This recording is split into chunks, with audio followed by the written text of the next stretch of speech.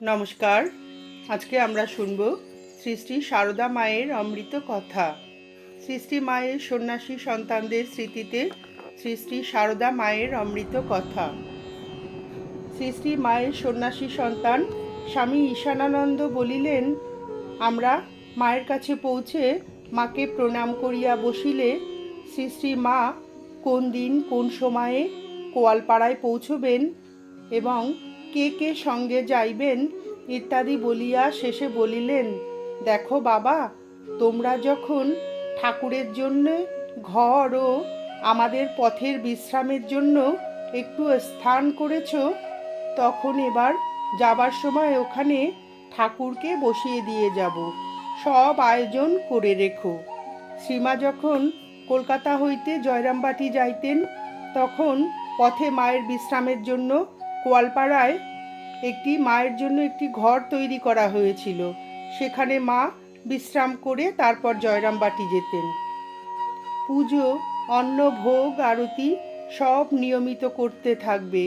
শুধু স্বদেশী করে কি হবে? আমাদের যা কিছু সবার মূল ঠাকুর, তিনিই আদর্শ। যা কিছু করো না কেন তাকে ধরে থাকলে কোনো বেচাল হবে না। কেদারবাবু বলিলেন, মা, রামেশ্বর প্রভৃতি কেমন সব দেখেছিলেন সব বলুন। আপনার কাছে ওই সকল কিছুই শোনা হয় নাই। শ্রীমা কিছুদিন আগে রামেশ্বর ঘুরে এসেছিলেন, তাই কেদারবাবু মায়ের কাছে প্রশ্ন করলেন। শ্রী শ্রী মা বলিলেন, বাবা, যেমনটি রেখে এসেছিলাম ঠিক তেমনটিই আছেন।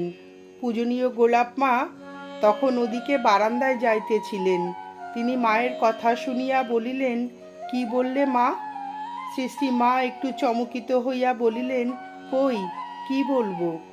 বলছি, এই তোমাদের কাছে যেমন শুনেছিলুম তেমনটি দেখে বড় আনন্দ হয়েছিল। তখন গোলাপ মা একটু হেসে বললেন, তা না মা, আমি সব শুনেছি। এখন আর কথা ফেরালে কি হবে? কেমন গো কেদার? তারপর শ্রী শ্রী মা বলিলেন, আমি এসেছি শুনে রাবনাদের রাজা তার দেওয়ানকে হুকুম দিলেন মন্দিরের রত্নাগার খুলে আমাকে দেখাতে, আর আমি যদি কোনো জিনিস পছন্দ করি তখনই যেন তা আমাকে উপহার দেওয়া হয়। আমি আর কি বলবো? কিছু ঠিক করতে না পেরে বললাম, আমার আর কি প্রয়োজন বাবা, আমাদের যা কিছু দরকার সব শশীই ব্যবস্থা করছে। আবার তারা ক্ষুণ্ণ হবেন ভেবে বললাম, আচ্ছা, রাধুর যদি কিছু দরকার হয় নেবেক্ষণ। তারপর ওই সব মণি জহরতের ঘরে ঢুকে রাধুকে বললাম, দেখ, তোর যদি কিছু দরকার হয় নিতে পারিস। যখন হীরা জহরতের জিনিস সব দেখছি তখন কেবলই আমার বুক দূর দূর করছে, আর ঠাকুরের কাছে আকুল হয়ে প্রার্থনা করছি, ঠাকুর, রাধুর যেন কোনো বাসনা না জাগে। তা রাধু বলল, ও আবার কি লুবো? আমার ওসব চাইনি।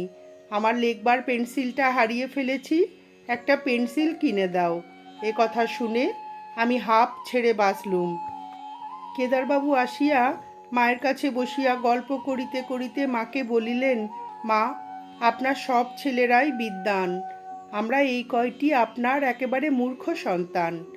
শরৎ মহারাজ ঠাকুরের বই শ্রী শ্রী রামকৃষ্ণ লীলা প্রসঙ্গ লিখে তার কথা ও ভাব প্রচার করছেন। অন্যান্য ছেলেরা সব বক্তৃতা দিচ্ছেন, কত কাজ হচ্ছে। সব শুনিয়া মা বলিতেছেন, সে কি গো, ঠাকুর তো লেখাপড়া তেমন কিছু জানতেন না, ভগবানে মতি হওয়াই আসল। তোমার দ্বারা এদেশের অনেক কাজ হবে। এই সব ছেলেরা আমার কত কাজ করছে।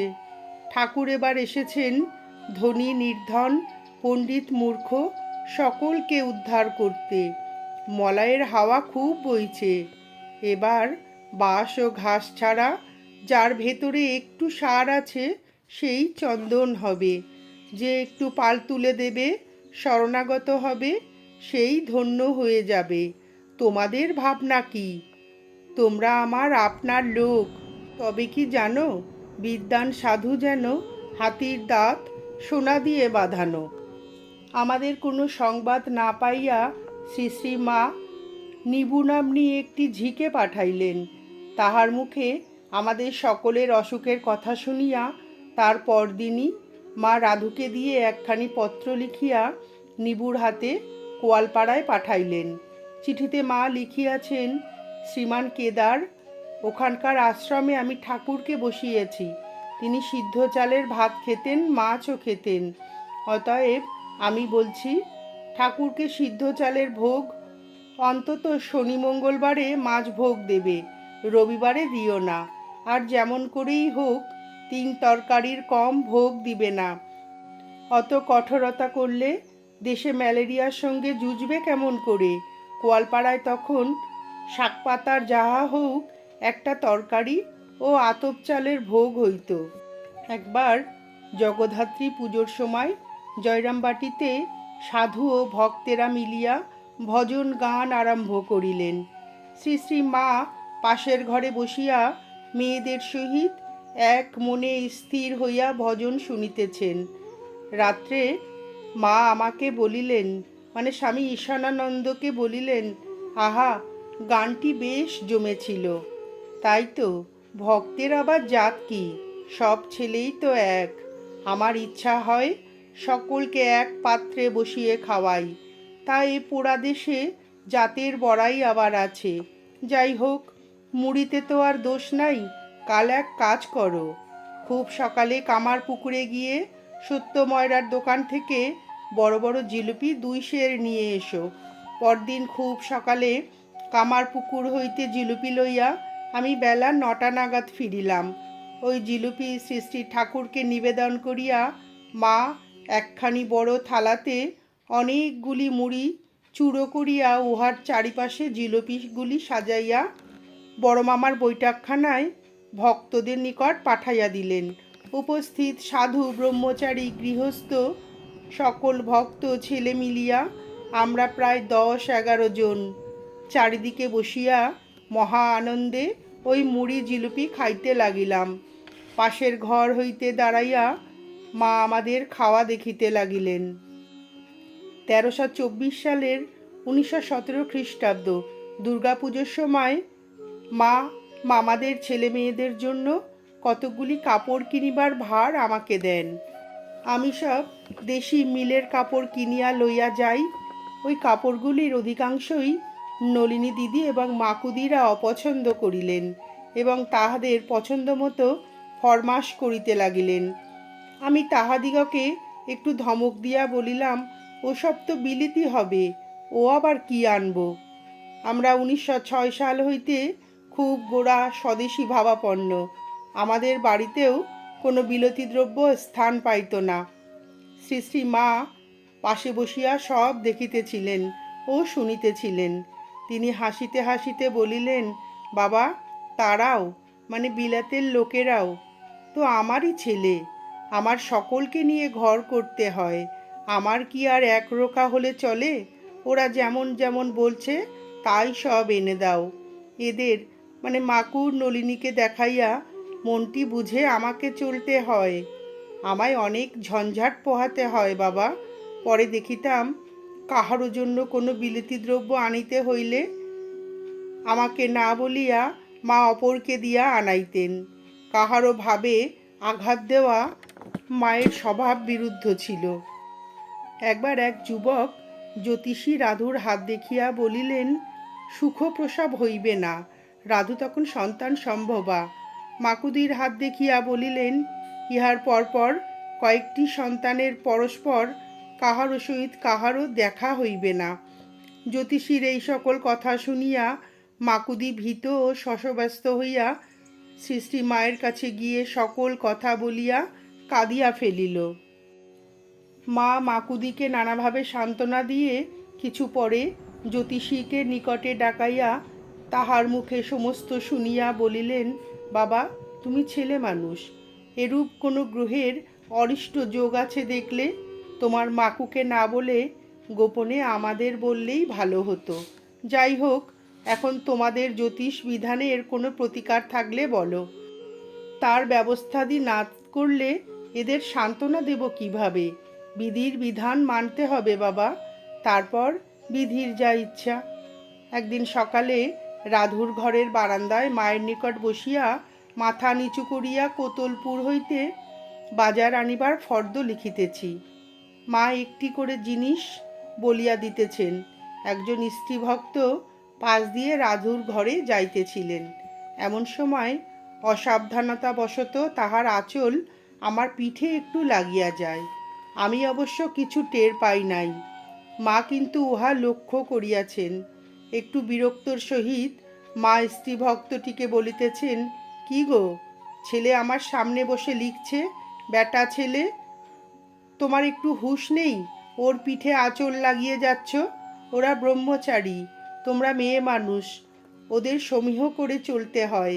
আঁচলটা মাটিতে ঠেকাও, ওকে প্রণাম করো। আমি তো অপ্রস্তুত, কেননা স্ত্রীভক্তটি আমার অপেক্ষা বয়সে অনেক বড়। মা কথাগুলি গম্ভীরভাবে বলিলেন, তাহাতে উপস্থিত মেয়েরা স্তব্ধ হইলেন এবং একটি নতুন শিক্ষা লাভ করিলেন। সন্ধ্যার পর শ্রী মায়ের সহিত গাছতলায় বসিয়া আছি। মা বলিতেছেন, দেখো, সাধু হিসাবে ছেলেটি মানে নতুন ব্রহ্মচারী বেশ ভালোই, তবে আমার এখানে এখন কাজকর্মে সকল বিষয়ে আটে পিঠে দর, চৌখস লোক না হলে চলে কই? গাছতলার সাধু দিয়ে আমার এখানকার কাজ হবে না। আবার হুজুগে পড়েও অনেকে অনেক সময় বড় বড় কাজ করে ফেলে, কিন্তু মানুষের প্রত্যেক খুঁটিনাটি কাজটিতে কিরূপ শ্রদ্ধা তা দেখলে তবেই ঠিক মানুষটিকে চেনা যায়। একদিন সকালের দিকে সরল উদার শান্ত স্বভাব একটি ব্রাহ্মণ যুবক পড়াশুনো শেষ করিয়া কোয়ালপাড়ায় আসিয়াছেন। শ্রী মায়ের চরণ প্রান্তে বসিয়া অতি বিনীতভাবে বলিতেছেন, মা, এতদিন ছাত্র জীবনে বেশ নিশ্চিন্ত ও আনন্দে ছিলাম। মঠে বাবুরাম মহারাজ, রাজা মহারাজ, মহাপুরুষ মহারাজ, এদের সঙ্গ কত আনন্দপূর্ণ। কিন্তু মা, এবার আমার জীবন কোন পথে অবলম্বনীয় তা বলে দিন। সামনে জাগতিক সুখ দুঃখের তরঙ্গ, সব দেখে শুনে আমার মন খুব ভীত। আমার পক্ষে কোন পথ কল্যাণকর হবে আমি স্থির করতে পারছি না। অনেকক্ষণ নিবিষ্ট মনে সমস্ত কথা শুনিয়া শ্রী মা বলিতেছেন, বাবা, ভয় কি?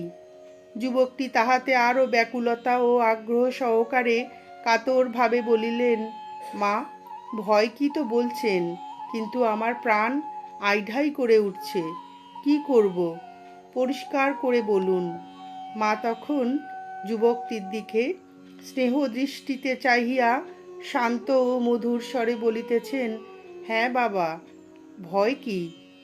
সুখ দুঃখপূর্ণ এ জগৎ, তোমাদের কোনো ভয় নাই। বিভীষিকা প্রলোভন আসুক, তাতে তোমাদের কি হবে? তোমাদের কোনো ভয় নাই। শ্রীমা বলিলেন, বাবা, জীবনের সকল সময় সকল অবস্থায় মনে রেখো, আমার একজন মা আছেন। আষাঢ় মাস, ভক্তগণ সন্ধ্যার সময় বকুল ফুলের মালা দিয়া শ্রী মাকে প্রণাম করিয়া যায়। গগনাজ বকুল ফুলের মালা মায়ের হাতে দিয়ে পড়িতে বলিয়া প্রণাম করিল। বৈকুণ্ঠ মহারাজও সঙ্গে ছিলেন। মা মালাটি ঠাকুরকে দেখিয়া কিছুক্ষণের জন্য গলায় ধারণ করিলেন। তাহারা চলিয়া গেলে মা মালাটি গলা হইতে খুলিয়া রাখিয়া আমাকে বলিতেছেন, আজ সকালে খরা আমাকে প্রণাম করতে এসে আর সম্বন্ধে কটাক্ষ করে নানা কথা বলেছে। সে নাকি ঋষিকেশের সাধুদের সঙ্গে ঝগড়া করে, আবার বলছে আপনাদের এত সঙ্গ ও সেবা করে শেষে এসব কুমতি হচ্ছে কেন, এই সমস্ত কথা। আমি আর কারও দোষ দেখতে বা শুনতে পারি না বাবা। প্রারাব্ধ কর্ম যার যা আছে, যেখানে ফাল্টি যেত সেখানে ছুস্তি তো যাবে। আমার কাছে তার দোষের কথা বললে, আচ্ছা, তখন এরা সব কোথায় ছিল? সে আমার কত সেবা করেছে। আমি তো তখন ভাইদের ঘরে ধান সিদ্ধ করি, ধান ভানি, সংসারের সব কাজ করি। বউরা তো সব ছোট, সেই শীত বর্ষা গ্রাহ্য না করে সকাল থেকে গায়ে কালি মেখে আমার সঙ্গে বড় বড় ধানের হাঁড়ি নামাতো। এখন তো অনেকে ভক্ত হয়ে আসে, তখন আমার কে ছিল? আমরা কি সেগুলো সব ভুলে যাব? তা বাবা, লোকেরই বা দোষ কি? আমারও আগে লোকের কত দোষ চোখে ঠেকত। তারপর ঠাকুরের কাছে কেঁদে কেঁদে, ঠাকুর আর দোষ দেখতে পারিনে বলে কত প্রার্থনা করে তবে দোষ দেখাটা গেছে। বৃন্দাবনে যখন থাকতুম, বাঁকে বিহারীকে দর্শন করে বলতুম, তোমার রূপটি দেখতে বাঁকা, মনটি সোজা, আমার মনের বাঁকটি সোজা করে দাও। আর দেখো, মানুষের হাজার উপকার করে একটু দোষ করো, অমনি মুখটি তখনই ফিরিয়ে নেবে, সব উপকার ভুলে যাবে। লোকে কেবল দোষটি দেখে, গুণটি কজন দেখে? গুণটি দেখা চাই। নমস্কার, আজ এ পর্যন্তই। শ্রী শ্রী সারদা মায়ের অভয় অমৃত কথা শুনে আপনাদের যদি ভিডিওটি ভালো লেগে থাকে তাহলে একটি লাইক করবেন এবং চ্যানেলটিকে সাবস্ক্রাইব করে পাশে থাকবেন।